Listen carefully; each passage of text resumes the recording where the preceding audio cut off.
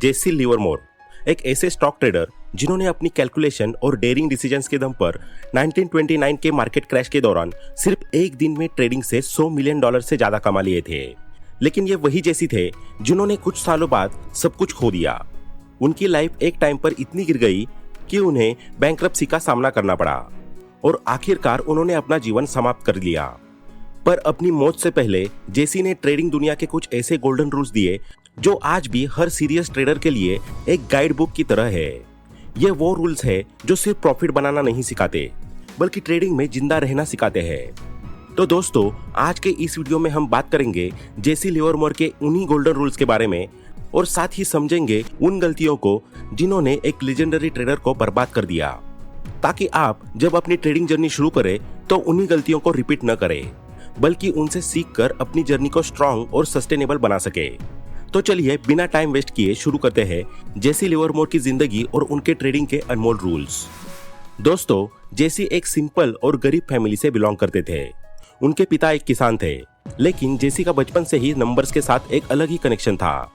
Maths उन्हें पसंद भी थी और समझ भी आती थी, और इसी इंटरेस्ट के साथ जब जेसी सिर्फ 14 साल के हुए तो उन्होंने कोटेशन बॉय के रूप में अपनी पहली नौकरी शुरू की। उनका काम होता था स्टॉक प्राइजेस को बोर्ड पर लिखना, ताकि ट्रेडर्स उन्हें देखकर अपने डिसीजंस ले सके। लेकिन ये छोटी सी जॉब ही उनकी जिंदगी का टर्निंग पॉइंट बन गई, क्योंकि इसी दौरान जेसी का ध्यान प्राइजेस के उथल पुथल पर गया। उन्होंने देखा कि कुछ स्टॉक्स एक तरह के पैटर्न में मूव करते हैं, और क्यूरियोसिटी में उन्होंने हर दिन के प्राइस चेंजेस को अपनी डायरी में लिखना शुरू किया। फिर क्या हुआ, जेसी ने जब उन प्राइस को ग्राफ के रूप में प्लॉट किया तो उन्हें एक क्लियर पैटर्न नजर आया, और यहीं से उनके एक ट्रेडिंग करियर की शुरुआत हुई। उन्होंने एक लोकल ट्रेडिंग शॉप में जाकर अपना एक सिस्टम डेवलप किया जो प्राइस पैटर्न्स के एनालिसिस पर बेस्ड था। आज हम इसे टेक्निकल एनालिसिस के नाम से जानते हैं, और जेसी का सिस्टम काफी एक्यूरेट था। जब भी वो अपने सिस्टम के बेस पर ट्रेड करते तो ज्यादातर बार प्रॉफिट होता। धीरे धीरे उनके प्रॉफिट्स बढ़ते गए और एक दिन उन्होंने अपनी कोटेशन बॉय वाली नौकरी छोड़ दी। लेकिन सक्सेस के बीच जेसी ने नोटिस किया कि उनका सिस्टम परफेक्ट होने के बाद भी कभी कभी बड़े लॉसेस हो जाते थे। पहले उन्हें लगा सिस्टम में कोई कमी है, पर बाद में समझ आया प्रॉब्लम उनके सिस्टम में नहीं, उनके इमोशन में थी। जेसी ने रियलाइज किया कि लॉसेस तभी होते हैं जब वो इमोशनल ट्रेडिंग करते हैं। इमोशनल ट्रेडिंग मतलब जब एक स्टॉक उनकी एक्सपेक्टेशन से ज्यादा परफॉर्म करे तो एक्साइटमेंट में वो बिना और रिसर्च किए उसमें और पैसे डाल देते। लेकिन ये दूसरा इन्वेस्टमेंट ज्यादातर लॉस में चला जाता था, क्योंकि वो डिसीजन एनालिसिस से नहीं इमोशन से लिया गया होता था। और यही जेसी लिवरमोर का पहला बड़ा लेसन बना कि मार्केट में प्रॉफिट सिस्टम से मिलता है, इमोशन से नहीं। तो इसी बड़े लॉस को ध्यान में रखते हुए जेसी ने अपना पहला गोल्डन रूल बनाया कि कभी भी इमोशनल ट्रेडिंग मत करो। हर ट्रेड लेने से पहले पूरी रिसर्च करो। लेकिन रिसर्च करने के लिए ट्रेडर को मैथ्स और प्रोबेबिलिटी की सॉलिड अंडरस्टैंडिंग चाहिए होती है, जो हर किसी के पास हो ऐसा जरूरी नहीं। और इसी जगह पर आपका साथी बन सकता है यूनिवेस्ट। यूनिवेस्ट एक ऐसा ऐप है जो आपको हर स्टेप पर सेबी रजिस्टर एनालिस्ट्स के स्टॉक रिकमेंडेशंस देता है, ताकि आप बिना एक्सपर्ट नॉलेज के भी अपने इन्वेस्टमेंट्स को इफिशिएंटली मैनेज कर सको। इस ऐप पर आपको शॉर्ट टर्म ट्रेडिंग के लिए इक्विटी, फ्यूचर्स, ऑप्शंस और कमोडिटीज में एक्सपर्ट्स के सजेशंस मिलते हैं, और लॉन्ग टर्म इन्वेस्टर्स के लिए वेल्थ बास्केट्स जैसे रेडीमेड पोर्टफोलियोज भी अवेलेबल है। सबसे यूजफुल फीचर है यूनिवेस्ट के इंस्टेंट अलर्ट्स, जहां ऐप और टेलीग्राम दोनों पर रियल टाइम नोटिफिकेशंस मिलते हैं। एंट्री, एग्जिट, स्टॉप लॉस सब क्लियरली बताया जाता है, ताकि आप कोई भी अपॉर्चुनिटी मिस न करो। और ये सिर्फ मैं नहीं कह रहा, बल्कि 40 लाख से ज्यादा लोग ऑलरेडी यूनिवेस्ट पर ट्रस्ट कर रहे हैं। यूनिवेस्ट को ईटी ने number 1 trade recommendations in stock market award भी दिया है। अब बात करते हैं ऑफर की, जो मेरे व्यूअर्स के लिए एक स्पेशल डील है। सिर्फ ₹1 में आपको मिलेंगे 3 प्रीमियम ट्रेड आइडियाज और सब्सक्रिप्शन प्लान्स पर अप टू 80% डिस्काउंट। प्लान शुरू होते हैं सिर्फ ₹183 पर मंथ से, यानी दिन का देखा जाए तो सिर्फ ₹6। और अगर ऐप पहले से डाउनलोड है तो BM50 कूपन कोड यूज करके एक्स्ट्रा सेविंग्स का फायदा उठा सकते हैं। लिंक डिस्क्रिप्शन और फर्स्ट कमेंट में दिया गया है। डाउनलोड करो, स्मार्टली इन्वेस्ट करो और अपना फ्यूचर सिक्योर करो। तो अब चलिए वापस चलते हैं जेसी लिवरमोर के दूसरे लाइफ लेसन पर। दोस्तों, जब जेसी अपने स्किल्स और ट्रेडिंग सिस्टम के दम पर लगातार प्रॉफिट कमा रहे थे तो इसका नतीजा ये हुआ कि लोकल ट्रेडिंग शॉप्स को उनकी वजह से काफी लॉस उठाना पड़ रहा था। धीरे धीरे सभी ट्रेडिंग शॉप्स ने मिलकर जेसी पर बैन लगा दिया। अब उनके पास कोई ऑप्शन नहीं बचा था, इसलिए जेसी न्यूयॉर्क शिफ्ट हो गए। लेकिन न्यूयॉर्क का ट्रेडिंग सिस्टम उनके पुराने सिस्टम से काफी अलग था। यहाँ के रूल्स, मार्केट बिहेवियर और पैटर्न सब कुछ बदले हुए थे। जेसी के पुराने फॉर्मूलाज यहाँ फेल होने लगे और उन्हें बड़े लॉसेस होने शुरू हो गए। हालांकि जेसी ने हर तरह से नए सिस्टम को समझने की कोशिश की, लेकिन इस प्रोसेस में उनका पूरा कैपिटल खत्म हो गया। वे बिल्कुल बैंकरप्ट हो गए। ऊपर से उनके सिर पर लोन का प्रेशर भी बढ़ता जा रहा था। इस मुश्किल वक्त में जेसी ने अपनी वाइफ से मदद मांगी। उन्होंने कहा कि वो अपनी ज्वेलरी गिरवी रखकर थोड़ा पैसा दे दे ताकि वो दोबारा ट्रेडिंग शुरू कर दे। विडंबना ये थी कि ये वही ज्वेलरी थी जो जेसी ने खुद अपनी वाइफ को गिफ्ट की थी, लेकिन वाइफ ने मना कर दिया। इस बात ने दोनों के बीच दूरी बढ़ा दी और बात डाइवोर्स तक पहुंच गई। लेकिन जेसी ने अपनी हर हार को एक नया स्टार्ट माना। उन्होंने हिम्मत नहीं हारी। न्यूयॉर्क छोड़कर वापस अपने पुराने शहर लौट आए और छुपकर उन्हीं लोकल शॉप्स में ट्रेडिंग करने लगे जहां से सब कुछ शुरू हुआ था। धीरे धीरे उन्होंने वापस अपना कैपिटल बिल्ड कर लिया। इस बार जेसी और ज्यादा सीरियस थे। उन्होंने दुनिया के सभी फेमस ट्रेडर्स के स्ट्रेटेजीज और उनके पैटर्न्स का स्टडी करना शुरू किया।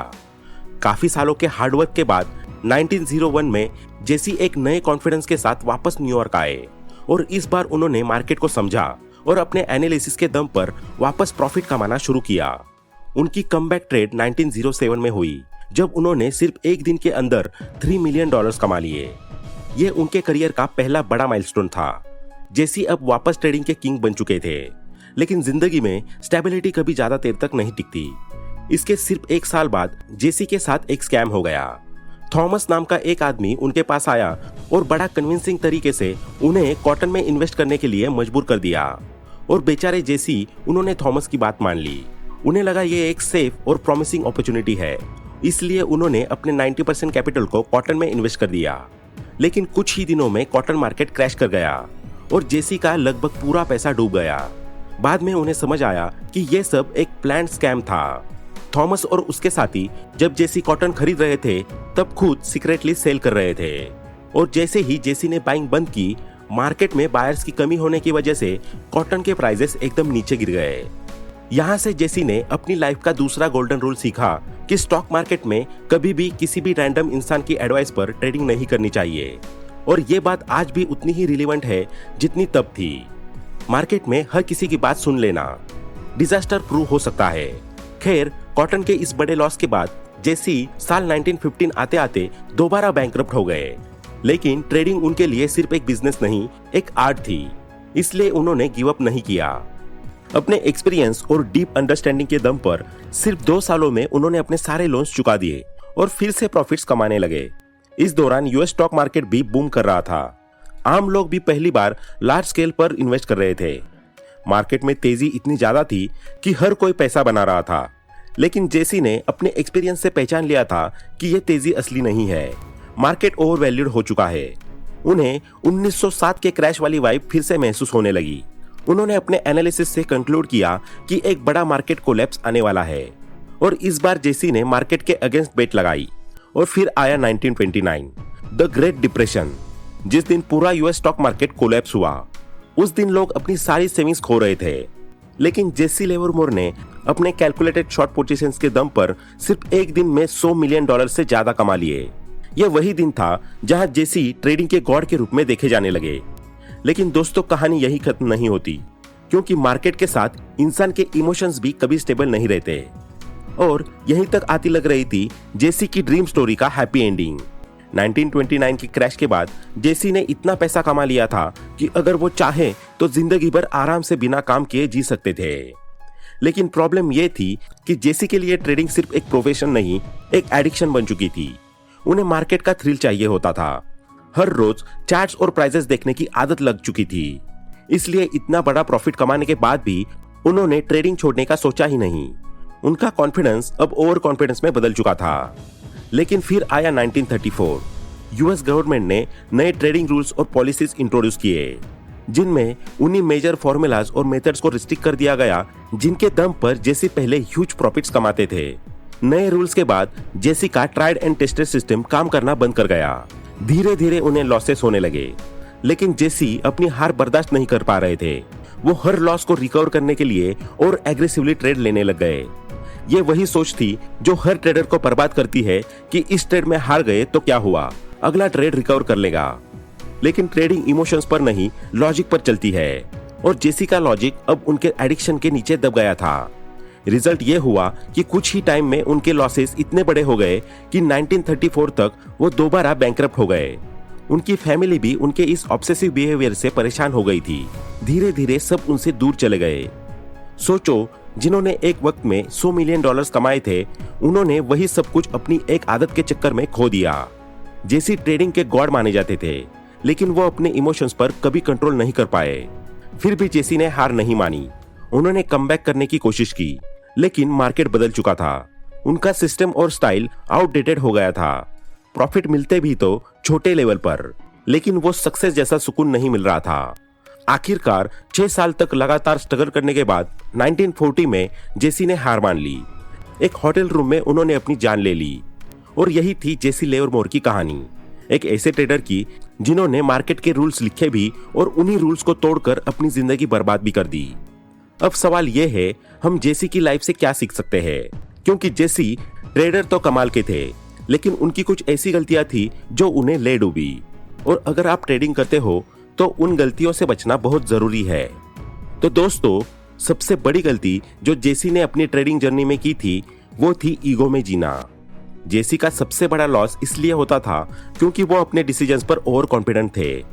उन्हें लगता था कि मैंने जो स्टॉक चूज किया है वो ऊपर जाएगा, लेकिन जब वो स्टॉक नीचे जाने लगता तब भी वो उसे होल्ड करके रखते, सिर्फ इसलिए क्योंकि उनका ईगो मानता नहीं था कि वो गलत हो सकते हैं। और यही ईगो उन्हें बार बार लॉसेस तक ले जाता था। इसलिए पहला लेसन ये है कि अगर कोई स्टॉक आपके अगेंस्ट जा रहा है तो उसे बस अपने ईगो के चक्कर में मत पकड़ कर रखो। मार्केट किसी का दोस्त नहीं होता। गलती मान लेना और लॉस कट कर देना ही स्मार्ट डिसीजन होता है। लेसन नंबर 2 है, स्ट्रैटेजी से ज्यादा फोकस प्रॉफिट पर होना चाहिए। यानी एक ही फॉर्मूला या एक ही मेथड पर अटके रहना कभी काम नहीं करता। मार्केट बदलता है और उसके साथ ट्रेडर को भी बदलना पड़ता है। जेसी ने जब $100 मिलियन कमा लिए थे तो उन्हें उसमें से थोड़ा पैसा सिक्योर रखकर बाकी लॉन्ग टर्म स्टॉक्स में इन्वेस्ट करना चाहिए था, क्योंकि उस वक्त मार्केट अपने लो पर था और सिर्फ 5 सालों में उनका पैसा डबल हो सकता था। लेकिन जेसी ने कभी लॉन्ग टर्म थिंकिंग नहीं अपनाई। उनके लिए ट्रेडिंग एक गेम बन गई थी जहां वो सिर्फ शॉर्ट टर्म थ्रिल ढूंढते रहे। और तीसरा सबसे इंपॉर्टेंट लेसन है कि no one is too smart to fail. अगर जेसी जैसा एक्सपीरियंस्ड और नॉलेजेबल ट्रेडर अपनी लाइफ में 3 बार बैंकरप्ट हो सकता है तो कोई भी हो सकता है। इसलिए ट्रेडिंग में हमेशा स्मॉल अमाउंट से शुरुआत करो और कभी भी अपने पूरे कैपिटल के साथ रिस्क मत लो। ट्रेडिंग में सर्वाइवल प्रॉफिट से ज्यादा इंपॉर्टेंट होता है, क्योंकि जब तक आप गेम में हो तब तक कमबैक का चांस हमेशा रहता है। तो दोस्तों, आज के लिए इतना ही। आशा करते हैं कि आपको इस वीडियो से काफी कुछ सीखने को मिला होगा।